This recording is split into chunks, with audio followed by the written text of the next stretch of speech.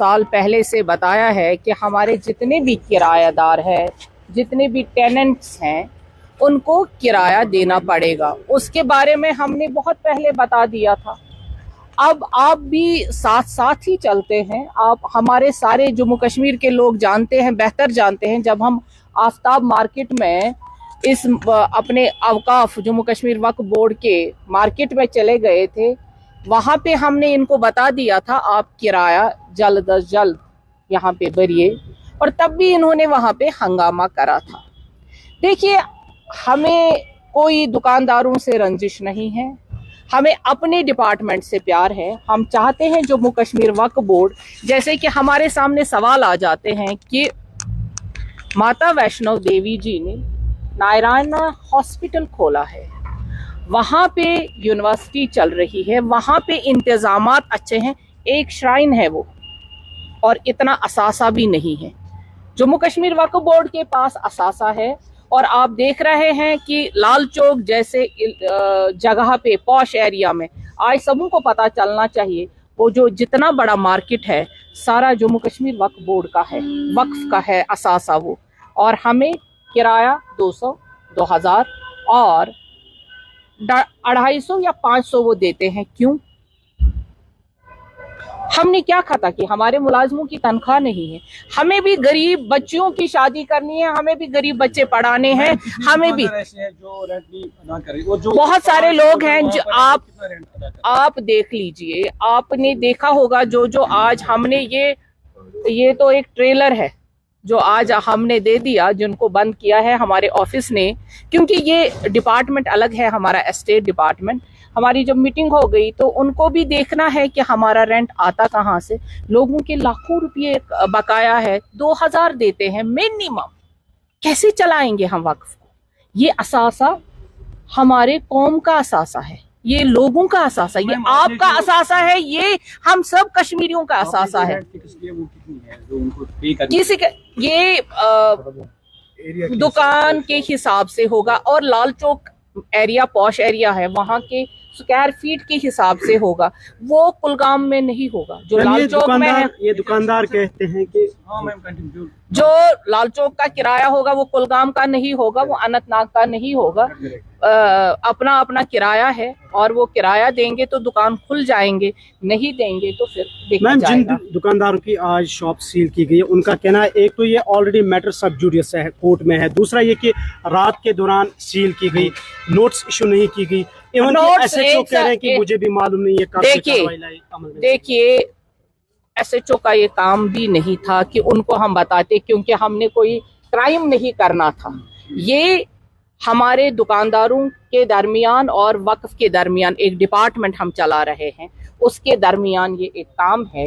और जो किरायादार किराया नहीं देगा, अब कितनी बार हम सब जुडिस मामला माने, इन्होंने 75 साल से सब जुडिस रखा है।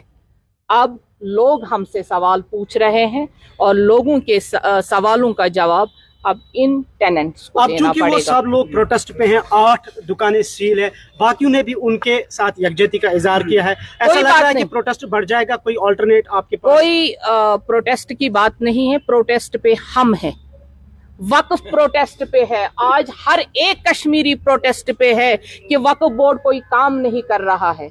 आज हर एक वो गरीब बहन प्रोटेस्ट पे है जो कहती है कि मेरे लिए वक्फ कोई काम करे। आज वो हर एक गरीब बच्चा प्रोटेस्ट पे है कि जिसको उम्मीद है कि वक्फ बोर्ड मेरे लिए कोई काम करेगा, लेकिन वक्फ बोर्ड आज खुद प्रोटेस्ट पे है। जब तक मेरा किरायादार मुझे किराया नहीं देगा, तब तक उसका दुकान नहीं खोला जाएगा। रात को आए, यहाँ से कुछ दुकानें सील की है,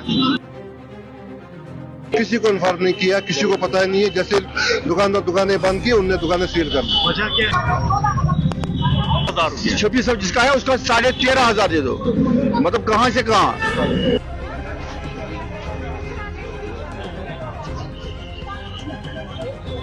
काफी है।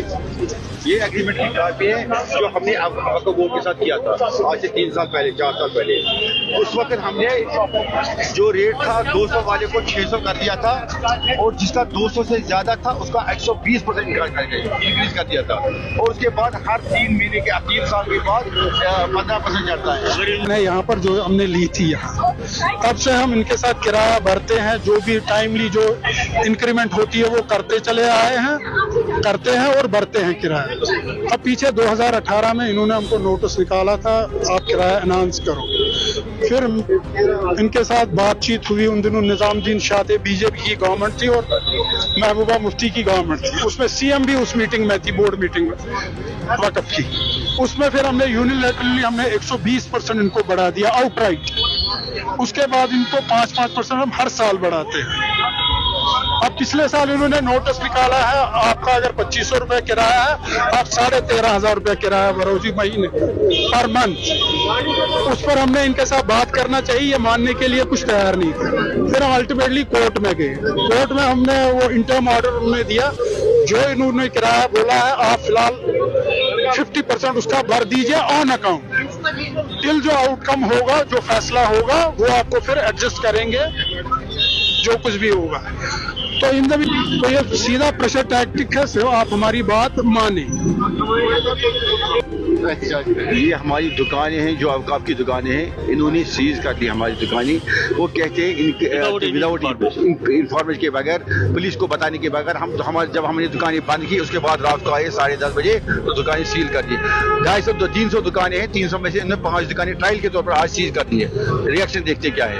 तो इन्होंने क्या किया, वो यही कहते हैं कि हमको कहते हैं कि हमें 1000% बढ़ा दो क्योंकि ये दुकान चौक में है ये, जबकि आज से 4 साल पहले हमने इनके साथ एग्रीमेंट किया है और नेगोशिएशन होके हमने इनको किराया दिया 200 जिसका था उसका 600 कर दिया और जिसका 200 से अबो था उसका 120% कर दिया और उसके अलावा हर 3 साल के बाद हर साल 5% चढ़ाते हैं, वो 3 साल के हुए 15%। लेकिन ये खुद ही इन्होंने कितना चढ़ा दिया, अब ये 2600 का बोल रहे हैं 13.5 और हम लगभग ऑलमोस्ट खुद भी कल मांगा है टाइम 15 दिन का। और आजकल और जितने भी दुकानदार हैं ऑलमोस्ट 90% दुकानदार ने एडवांस किराए भरे हैं। ये नहीं कि मतलब किसी का बकाया कुछ है, सबका दिया हुआ है, लेकिन फिर भी ये आते हैं इतना मतलब सिस्टम खराब हो गया कि बगैर पूछे बगैर किसी नोटिस के प्रिय किसी को नहीं